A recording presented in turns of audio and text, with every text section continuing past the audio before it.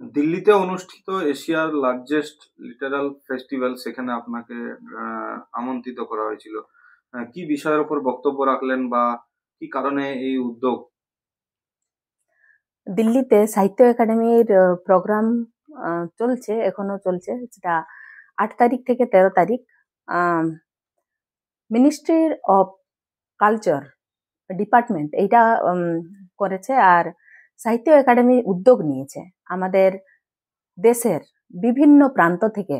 সেখানে যে লেখকগুলোকে ডাকা হয়েছে, তাদের লেখা কিভাবে ওরা লিখছে, ওদের লেখার মাধ্যমে ওরা কিভাবে জাগরণ সৃষ্টি করছে, সেইগুলো সেখানে আলোচনা হচ্ছে।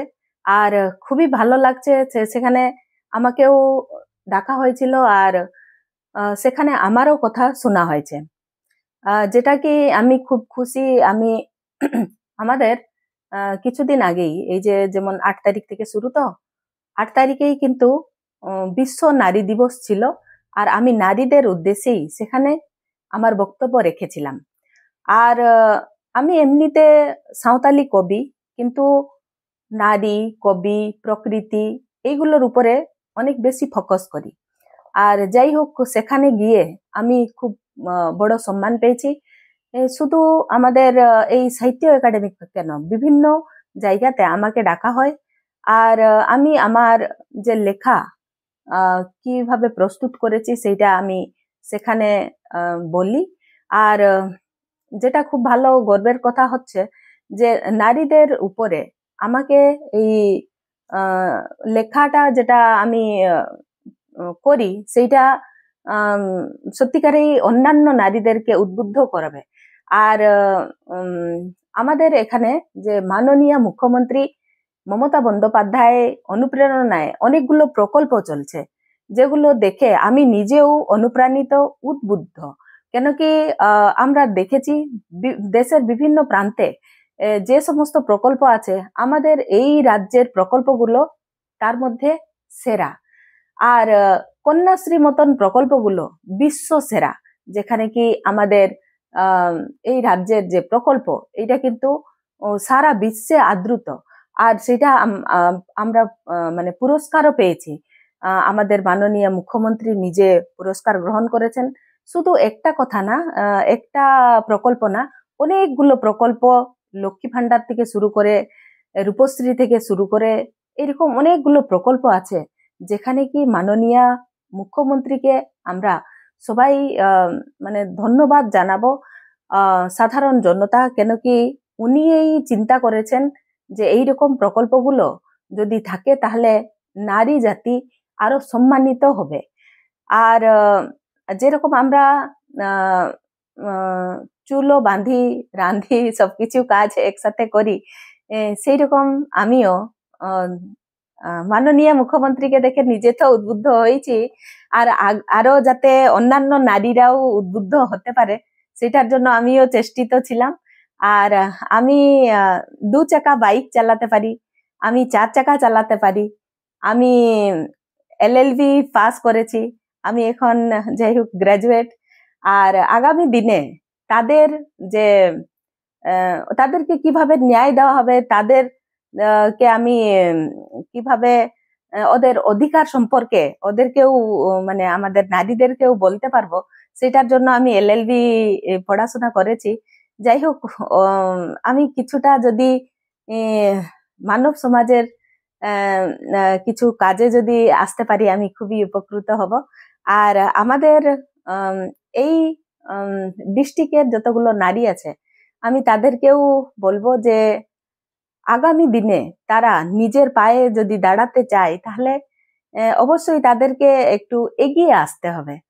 আর যে সমস্ত কাজ আমাদের নারীগুলো কে একটু বঞ্চনা সহ্য করতে হয়, সেইগুলো যাতে না হয়, সেটার জন্য কিন্তু নারীদেরকে নিজেকেই মানে মুখ খুলতে হবে। আমরা ঘরে হাতা খুন্তি দিয়ে কাজ করতে পারি, আমরা ডান হাতে আবার কলম চালাতে পারি, আমরা মোবাইল চালাতে পারি। এখন নারীরা আকাশে উঠতে পারে, এখন নারীরা সমুদ্রে জাহাজ চালাতে পারে। তো এখন আমরা কি করতে পারি না সেই রকম কোনো জিনিস নেই। যেমন এখন ওরা সজাগ প্রহরী হয়ে আমাদের সীমাকে ওরা সুরক্ষা দিচ্ছে। তো আমি সেই নারীগুলোকেও অনেক অনেক প্রণাম জানাই, যারা আমাদের নারী সমাজের জন্য গর্ব আর গৌরবের। আমাদের ভারতবর্ষে অনেকগুলো রাজ্য আছে, কিন্তু আমাদের পশ্চিমবঙ্গেই একমাত্র মুখ্যমন্ত্রী মহিলা, এইটা গর্বের বিষয়। আর আমরা যারা পশ্চিমবঙ্গের মহিলা এখানে বাস করি, আমরাও সত্যিকারে খুবই মানে ভাগ্যবান, ভাগ্যবতী। কেন কি এখানে আমরা যে সুরক্ষাটা অনুভব করি, সুরক্ষা তো উনি দিয়েছেন। উনি নারী সমাজের জন্য লড়াই করে যাচ্ছেন, যাতে নারী জাতি আরো অগ্রসর হয়, আরো ভালো জায়গায় যাতে ওরা পৌঁছাতে পারে। উনি প্রকল্পের মাধ্যমে, উনি নিজের বক্তৃতার মাধ্যমে, উনি নিজের যে কর্ম মাধ্যমে উনি দেখিয়ে দিয়েছেন নারী সবকিছু পারে। আর উনি নিজেও উচ্চ শিক্ষিতা, অনেকগুলো ভাষার অধিকারিণী। আমি উনাকে দেখে আমিও কিন্তু এখন অনেকগুলো ভাষা জানি। আমি উড়িয়া, সাঁওতাল, ইংলিশ, হিন্দি, তারপরে আমি অনেকগুলো ভাষা আছে যেগুলো কি আমি বুঝতে পারি, সেইগুলোর উপরে যদিও লিখিনি, যে এই এই ভাষাগুলোর উপরে কিন্তু আমি রচনা করেছি, বর্ণনা করেছি, আমার লেখা প্রস্তুত হয়েছে। আর এগুলো আমি অনর্গল বলতে পারি। আর যেগুলো বলতে পারি না অথচ বুঝতে পারি, সেগুলো হলো পঞ্জাবি, আর যেমন মুন্ডারি, আদিবাসীদের যে অন্যান্য ভাষাগুলো আছে সেগুলোও আমি বুঝতে পারি। আর এখানে আমি আসামের ভাষাটাও আমি বুঝতে পারি।